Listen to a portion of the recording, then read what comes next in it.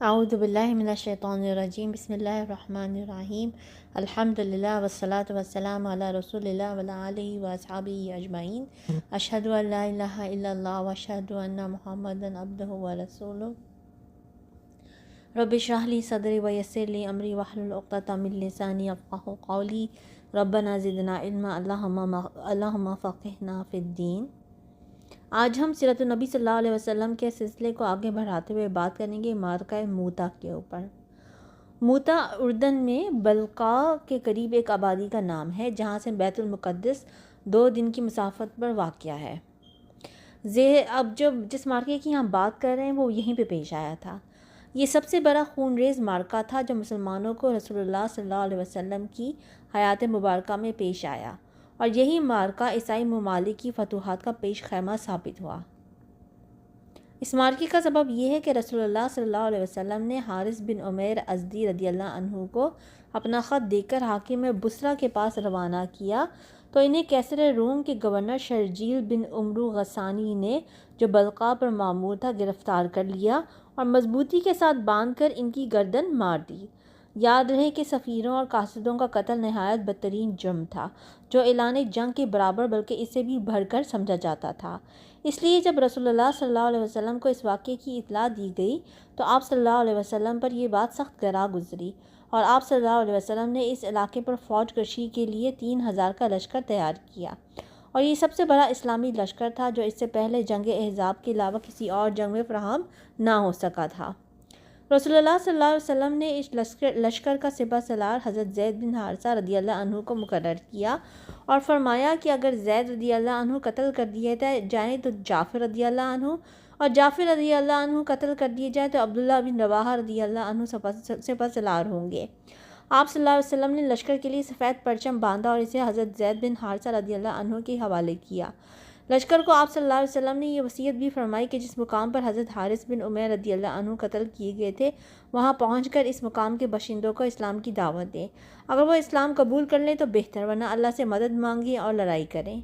آپ صلی اللہ علیہ وسلم نے فرمایا کہ اللہ کے نام سے اللہ کی راہ میں اللہ کے ساتھ کفر کرنے والوں سے غزوہ کرو، اور دیکھو بدعہدی نہ کرنا، خیانت نہ کرنا، کسی بچے اور عورت اور انتہائی عمر رسیدہ بڈھے کو اور گرجے میں رہنے والے تارک دنیا کو قتل نہ کرنا، کھجور اور کوئی اور درخت نہ کاٹنا اور کسی عمارت کو منہدم نہ کرنا۔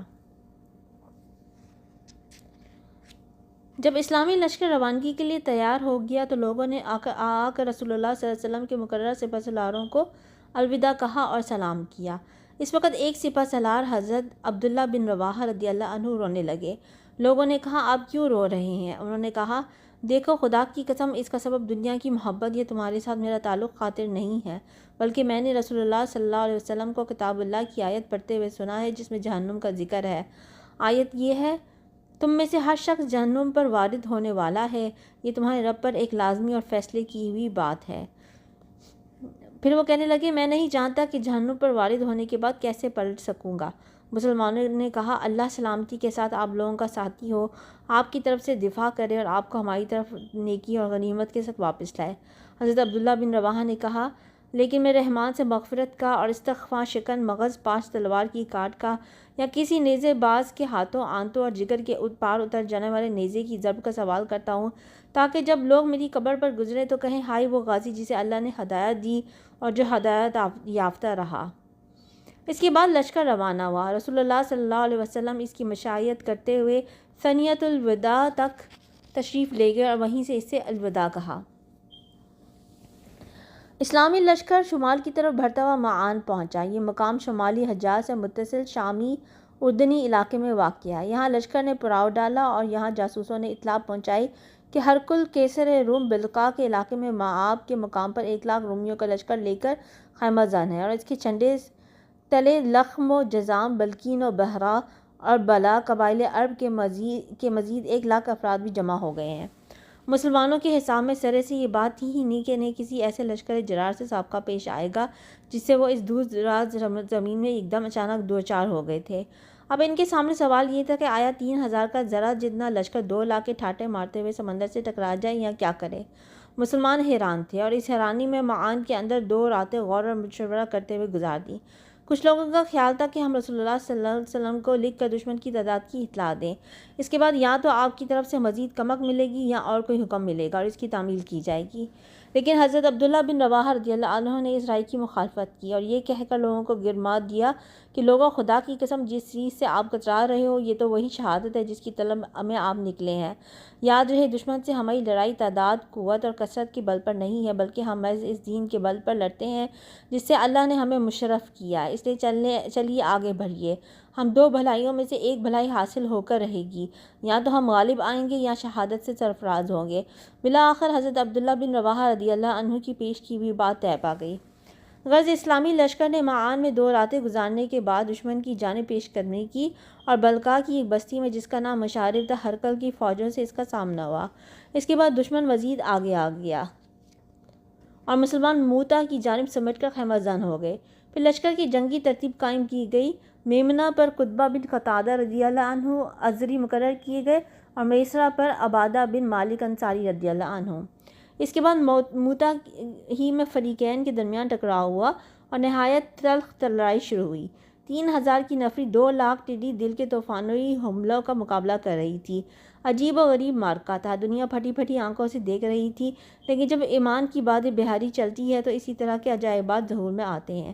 سب سے پہلے رسول اللہ صلی اللہ علیہ وسلم کے چہیتے حضرت زید بن حارثہ رضی اللہ عنہ نے علم لیا اور ایسی بے جگری سے لڑے کہ اسلامی شہبازوں کے علاوہ کسی اور کی نظیر نہیں ملتی۔ وہ لڑتے رہے یہاں تک کہ دشمن کے نیزوں میں گت گئے اور جام شہادت نوش فرما کر زمین پر آ رہے۔ اس کے بعد حضرت جعفر رضی اللہ عنہ کی باری تھی۔ انہوں نے لپک کر جھنڈا اٹھایا اور بنظیر جنگ شروع کر دی۔ جب لڑائی کی شدت شباب کو پہنچی تو اپنے سرخ و سیاہ گھوڑے کی پشت سے کود پڑے، کوچے کاٹ دی اور وار پر وار کرتے اور روکتے رہے، یہاں تک کہ دشمن کی ضرب سے دانا ہاتھ کٹ گیا۔ اس کے بعد انہوں نے جھنڈا بائیں ہاتھ میں لے لیا اور اسے مسلسل بلند رکھا یہاں تک کہ بایاں ہاتھ بھی کاٹ دیا گیا۔ پھر دونوں باقی ماندہ بازوؤں سے جھنڈا آغوش میں لے لیا اور اس وقت تک بلند رکھا جب تک کہ خلعت شہادت سے سرفراز نہ ہو گئے۔ کہا جاتا ہے کہ ایک رومی نے ان کو ایسی تلوار ماری کہ ان کے 2 ٹکڑے ہو گئے۔ اللہ نے انہیں ان کے دونوں بازوؤں کے عوض جنت میں 2 بازو عطا کیے جن کے ذریعے وہ جہاں چاہتے ہیں اڑتے ہیں۔ اسی لیے ان کا لقب جعفر طیار اور جعفر ذوالجناحین پڑ گیا۔ طیار معنی اڑنے والا اور ذوالجناحین معنی 2 بازوؤں والا۔ امام بخاری نے نافع کے واسطے سے ابن عمر رضی اللہ عنہ کا یہ بیان روایت کیا ہے کہ میں نے جنگ موتا کے روز حضرت جعفر کے پاس جبکہ وہ شہید ہو چکے تھے کھڑی ہو کر ان کے جسم پر نیزے اور تلوار کے 50 زخم شمار کیے، ان میں سے کوئی بھی زخم پیچھے نہیں لگا تھا۔ ایک دوسری روایت میں ابن عمر رضی اللہ عنہ کا یہ بیان اس طرح مروی ہے کہ میں بھی اس غزوے میں مسلمانوں کے ساتھ تھا۔ ہم نے جعفر بن ابی طالب کو تلاش کیا تو انہیں مقتولین میں پایا، ان کے جسم میں نیزے اور تیر کے 90 سے زیادہ زخم پائے۔ نافع سے عمری کی روایت میں اتنا اور اضافہ ہے کہ ہم نے یہ سب زخم ان کے جسم کے اگلے حصے میں پائے۔ اس طرح کی شجاعت اور بصالت سے بھرپور جنگ کے بعد حضرت جعفر رضی اللہ عنہ بھی شہید کر دیے گئے۔ تو اب حضرت عبداللہ بن رواحہ رضی اللہ عنہ نے پرچم اٹھایا اور اپنے گھوڑے پر سوار آگے بڑھے اور اپنے آپ کو مقابلے کے لیے آمادہ کرنے لگے، لیکن انہیں کسی قدر ہچکچاہٹ ہوئی، حتیٰ کہ تھوڑا سا گریز بھی کیا، لیکن اس کے بعد کہنے لگے، اے نفس قسم ہے کہ تو ضرور مقابل اتر، خواہ ناگواری کے ساتھ خواہ خوشی خوشی۔ اگر لوگوں نے جنگ برپا کر رکھی ہے اور نیزے تان رکھے ہیں تو میں تجھے کیوں جنت سے گریزہ دیکھ رہا ہوں۔ اس کے بعد مقابلے پہ اتر آئے۔ اتنے میں ان کا چچرا بھائی ایک گوشت لگی ہوئی ہڈی لے آیا اور بولا، اس کے ذریعے اپنے پیٹھ مضبوط کر لو کیونکہ ان دنوں تمہیں سخت حالات سے دوچار ہونا پڑا ہے۔ انہوں نے ہڈی لے کر ایک بار نوچی، پھر پھینک کر تلوار تھام لی اور آگے بڑھ کر لڑتے لڑتے شہید ہو گئے۔ اس موقع پر قبیلہ بنو اجلان کے ثابت رضی اللہ عنہ بن ارقم نامی ایک صحابی نے لپک کر جھنڈا اٹھا لیا اور فرمایا، مسلمانوں، اپنے کسی آدمی کو سالار بنا دو۔ صحابہ رضی اللہ عنہ نے کہا، آپ ہی یہ کام انجام دیں۔ انہوں نے کہا، میں یہ کام نہیں کر سکوں گا۔ اس کے بعد صحابہ رضی اللہ عنہ نے حضرت خالد بن ولید کو منتخب کیا اور انہوں نے جھنڈا لیتے ہی نہایت پرزور جنگ کی۔ چنانچہ صحیح بخاری میں خود حضرت خالد بن ولید رضی اللہ عنہ سے مروی ہے کہ جنگ موتا کے روز میرے ہاتھ میں 9 تلواریں ٹوٹ گئیں، پھر میرے ہاتھ میں صرف ایک یمنی بانا چھوٹی سی تلوار باقی بچا۔ اور ایک دوسری روایت میں ان کا بیان ہے، اس طرح مروی ہے کہ میرے ہاتھ میں جنگ موتا کے روز 9 تلواریں ٹوٹ گئیں اور ایک یمنی بانا میرے ہاتھ میں چپک کر رہ گیا۔ ادھر رسول اللہ صلی اللہ علیہ وسلم نے جنگ موتا ہی کے روز جبکہ ابھی میدان جنگ سے کسی قسم کی اطلاع نہیں آئی تھی، وحی کی بنا پر فرمایا کہ جھنڈا زید رضی اللہ نے لے لیا اور وہ شہید کر دیے گئے۔ پھر جعفر نے لے لیا، وہ بھی شہید کر دیے گئے۔ پھر ابن رواحہ رضی اللہ عنہ نے لیا اور وہ بھی شہید کر دیے گئے۔ اس دوران آپ صلی اللہ علیہ وسلم کی آنکھیں اشکبار تھیں، یہاں تک کہ جھنڈا اللہ کی تلواروں میں سے ایک تلوار نے لی لیا اور ایسی جنگ لڑی کہ اللہ نے ان پر فتح عطا کی۔ انتہائی شجاعت اور زبردست جاں بازی اور جاں سپاری کے باوجود یہ بات انتہائی تعجب انگیز تھی کہ مسلمانوں کا یہ چھوٹا سا لشکر رومیوں کے اس لشکر جرار کی طوفانی لہروں کے سامنے ڈٹا رہ جائے۔ لہٰذا اس نازک مرحلے میں حضرت خالد بن ولید رضی اللہ عنہ نے مسلمانوں کو اس گرداب سے نکالنے کے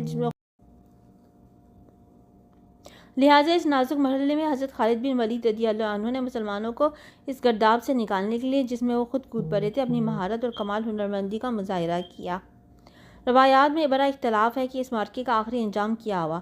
تمام روایات پر نظر ڈالنے سے صورتحال یہ معلوم ہوتی ہے کہ جنگ کے پہلے روز حضرت خالد رضی اللہ عنہ بن ولید دن بھر رومیوں کے مقابلے ڈٹے رہے، لیکن وہ ایسی جنگی چال کی ضرورت محسوس کر رہے تھے جس کے ذریعے رومیوں کو مغلوب کر کے انتہائی کامیابی کے ساتھ مسلمانوں کو پیچھے ہٹا لے کہ رومیوں کو تعقب کی ہمت نہ ہو، کیونکہ وہ جانتے تھے کہ اگر مسلمان بھاگ کھڑے ہوئے اور رومیوں نے تعقب شروع کر دیا تو مسلمانوں کے ان کے پنجے سے بچانا سخت مشکل ہوگا۔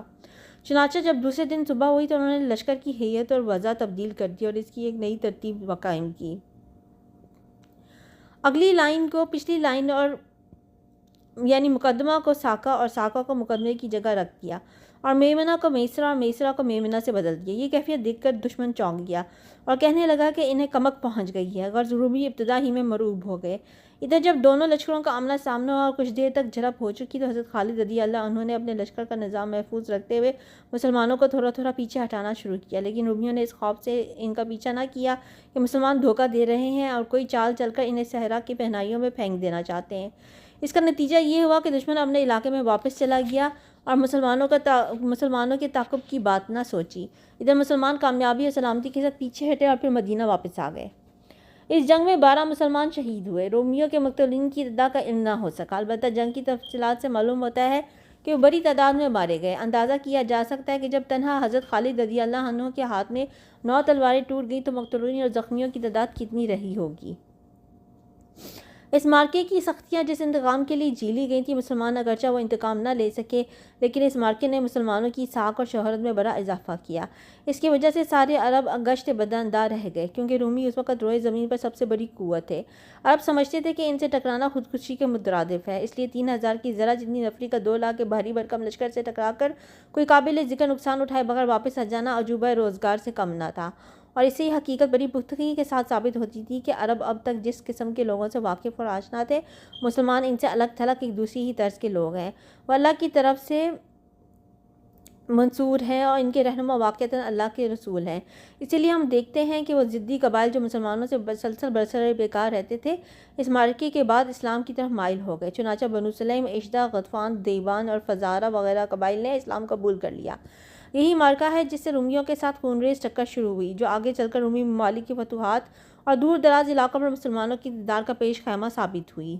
جب رسول اللہ صلی اللہ علیہ وسلم کو معرکہ موتا کے سلسلے میں مشارف شام کے اندر رہنے والے عرب قبائل کے موقف کا علم ہوا کہ وہ مسلمانوں سے لڑنے کے لیے رومیوں کے جھنڈے تلے جمع ہو گئے تھے، تو آپ صلی اللہ علیہ وسلم نے ایک ایسی حکمت بالغہ کی ضرورت محسوس کی جس کے ذریعے ایک طرف تو ان عرب قبائل اور رومیوں کے درمیان تفرقہ پڑ جائے اور دوسری طرف خود مسلمانوں سے ان کی دوستی ہو جائے، تاکہ اس علاقے میں دوبارہ آپ کے خلاف اتنی بڑی جمعیت فراہم نہ ہو سکے۔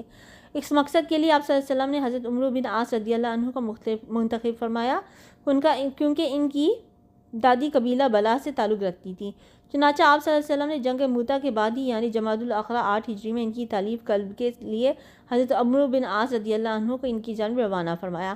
کہا جاتا ہے کہ جاسوسوں نے یہ اطلاع بھی دی تھی کہ بنو قزاع نے اطراف مدینہ پر حلہ بولنے کے ارادے سے ایک نفری فراہم کر رکھی ہے، لہٰذا آپ صلی اللہ علیہ وسلم نے حضرت عمرو بن عاص رضی اللہ عنہ کو ان کی جانب روانہ کیا۔ ممکن ہے دونوں سبب اکٹھا ہو گئے ہوں۔ بہرحال رسول اللہ صلی اللہ علیہ وسلم نے حضرت عمرو بن عاص کے لیے سفید جھنڈا باندھا اور اس کے ساتھ کالی جھنڈیاں بھی دی اور ان کی کمان میں بڑے بڑے مہاجرین اور انصار کی 300 نفری دے کر انہیں رخصت فرمایا۔